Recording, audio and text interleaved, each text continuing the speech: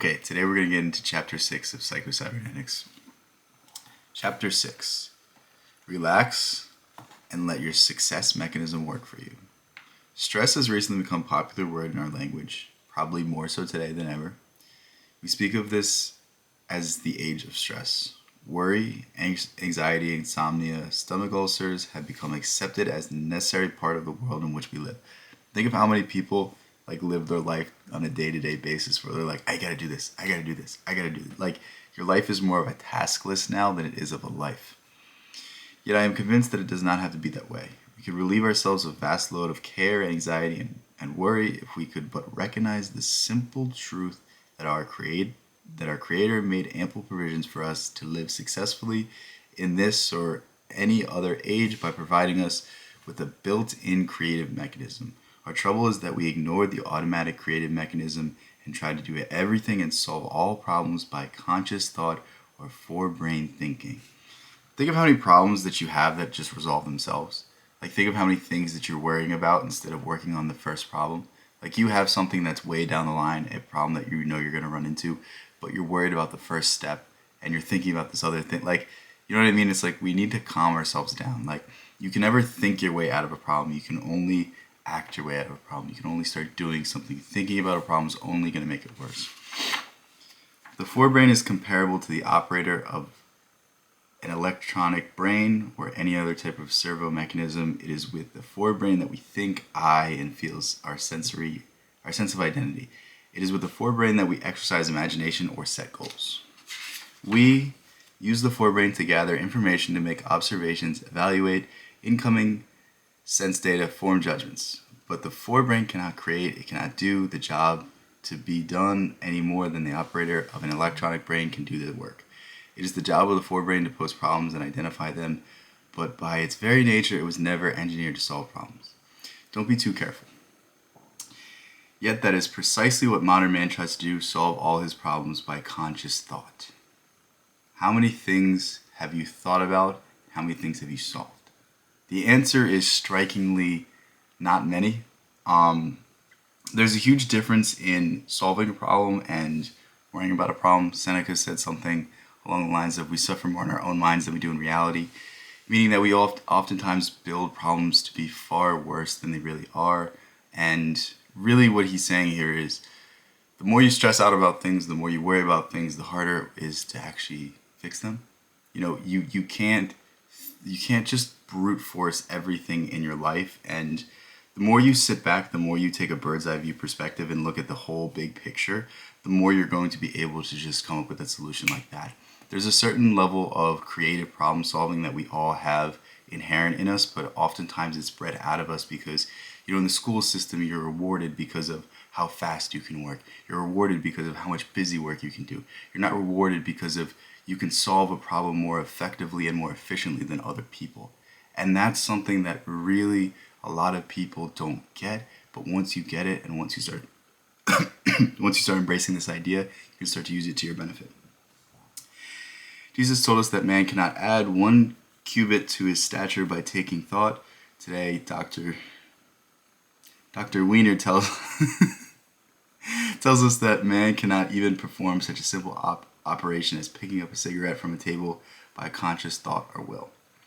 Because modern man does depend almost entirely upon his forebrain, he becomes too careful, too anxious, and too fearful of result, and the advice of Jesus, take no thought for the morrow, or the St. Paul, to be careful in nothing, is regarded as a practical nonsense.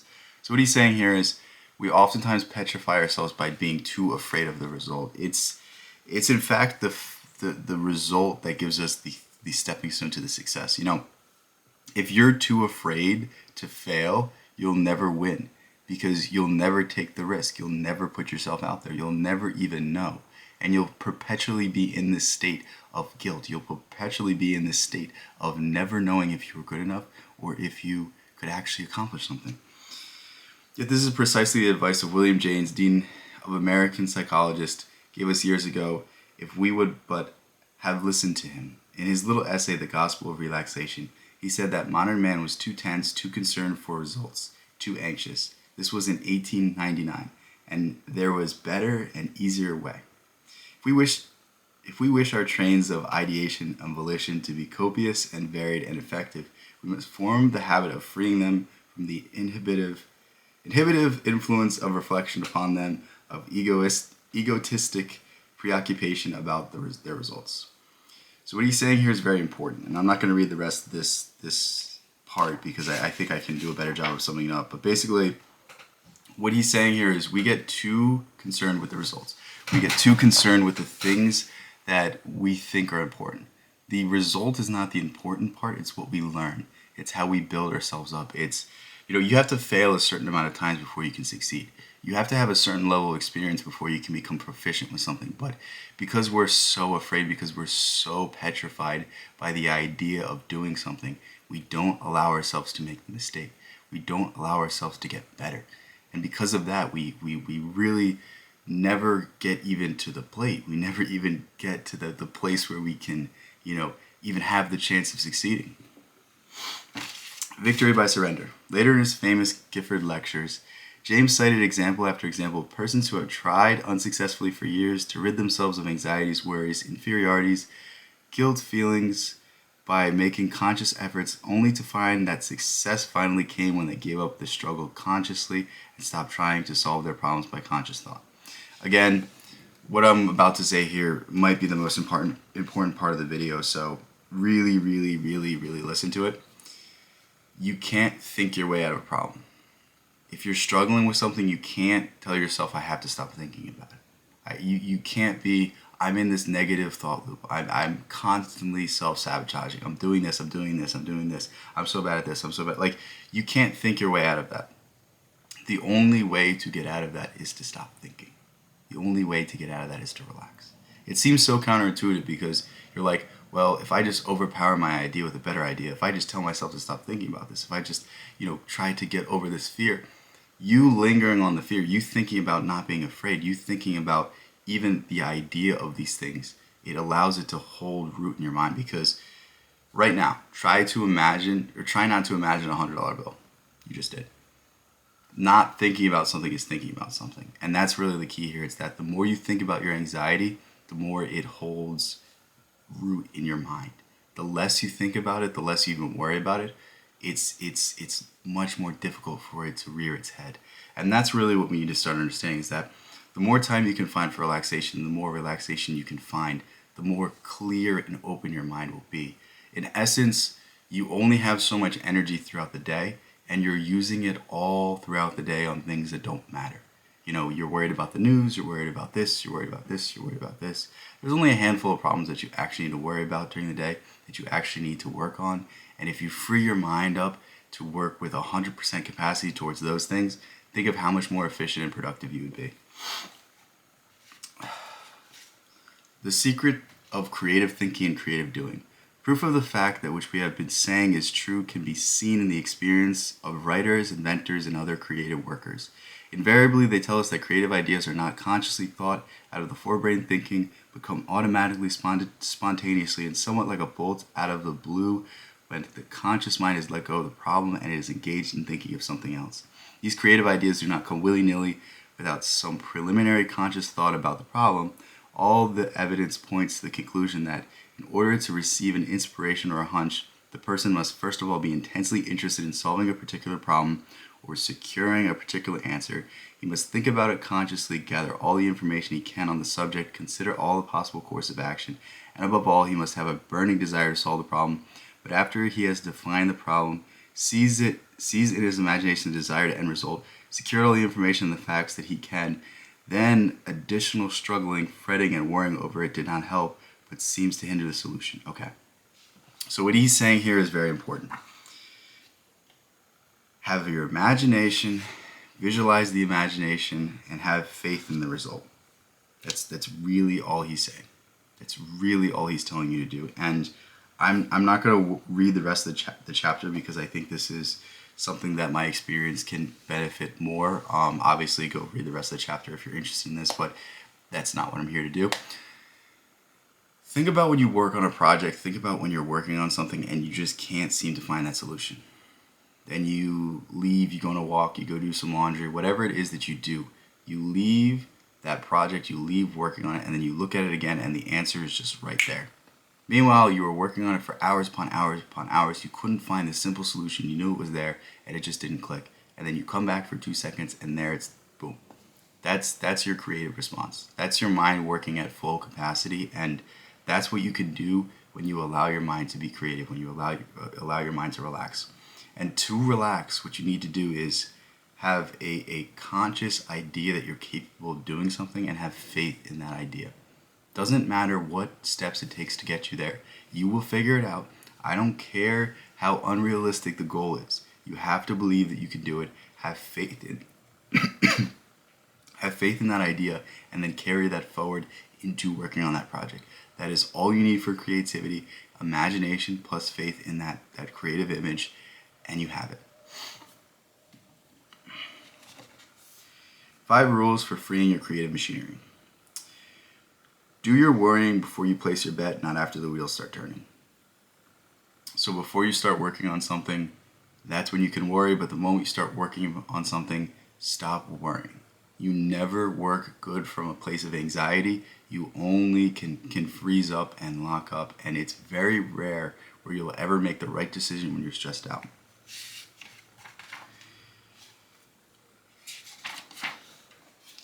Form the habit of consciously responding to the present moment. What this means is most of our time we spend throughout the day, we're existing in everything but the present. We're existing in the past, we're worrying about past circumstances, we're worrying about past failures, we're believing that we can't do this because of this, this, and this, whatever. Same thing as the future.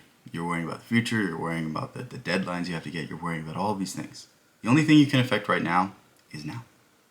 And the more you stay in the now, the more you focus on the now, the more you're present in the now, the more you're attentive in the now, the more you can adjust the future, the more you can change the situation, the more you can deal with things. That's all he's saying here.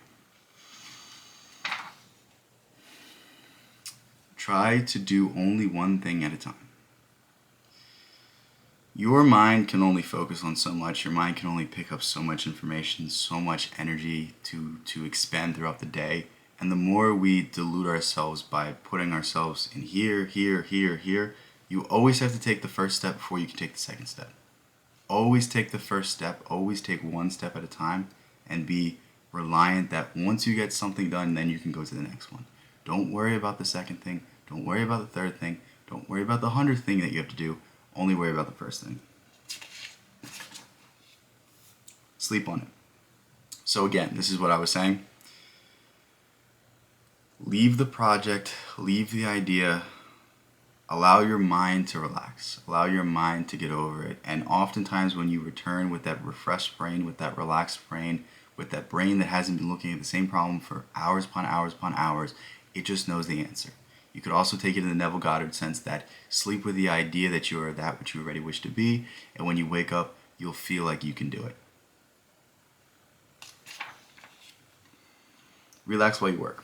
Okay, so this is going to be the end of the chapter, so I will end it with this, and I will kind of summarize things that he was talking about. But and really what I want you to take away from this chapter, but relax when you work is the idea that you lose yourself in your work. You know, a great worker is a person that doesn't think about anything aside from their work. You know, we all have those activities that we lose ourselves in. Think of the Taoist idea of Wu Wei, that there's effortless action, that doesn't feel like you're working. Think of an activity that you can do all day long that you actually feel recharged after, even if it's physically demanding, even if it's mentally demanding. After you get through strenuous effort, you feel recharged. That is effortless action. That is what he's saying. And if you are in a relaxed state, then you are a creative state. You are in a state where your intuition is working, when you can find the solution that otherwise wouldn't be there, where you're not trying to force things to be correct, where you're not trying to, force things to work in a certain way, where things just work because you're allowing them to. And that's really what he's saying. When you're working from this frame of mind, you're working from a creative frame of mind, and the creative solution is always the best solution. It's not the right solution to force something. Whenever you ever force someone to do something for you and they enjoy doing it, it's when you allow things to just happen that it really, really, really fits, that everything goes according to plan, and that your life is so much better. All resistance creates all resistance that you have in your life is going to create issues. regardless of what it is. I don't care if it's physics, I don't care if it's metaphysics, I don't care if it's psychology. Whatever sort of resistance that you're giving is going to in some way affect you down the line. And once you start understanding this and start understanding that, you need to be more open to things not working out. You need to be more open to things not going according to plan. You need to understand that the result is not the most important part. It's the steps that you take to get there. It's having faith that you can solve the problem, and then it's working tirelessly to solve it. It's not being discouraged by one setback. It's not being discouraged by one failure. It's understanding that in each failure is the seed of victory. That is all you need to know. That is all you need to take away from this chapter, is that divorce yourself from the ideas. Divorce yourself from the stress. Divorce yourself from all these negative thoughts. Find a way to calm yourself down. I don't know if it's meditation for you. I don't know if it's mindfulness for you. You can do visualization. There's all sorts of exercises that you can do, but the very easiest one to do is simply, if you're working on a problem, you can't find the solution, get up, go for a walk, 10 minutes, 20 minutes, 30 minutes, 2 hours, however long it is, to calm yourself down, get yourself away from the world, come back to that problem, and it'll already be solved. I love you guys so much. Thank you guys so much. I will continue to go through these chapters. This was a fun one to go through. Love you guys. Peace out.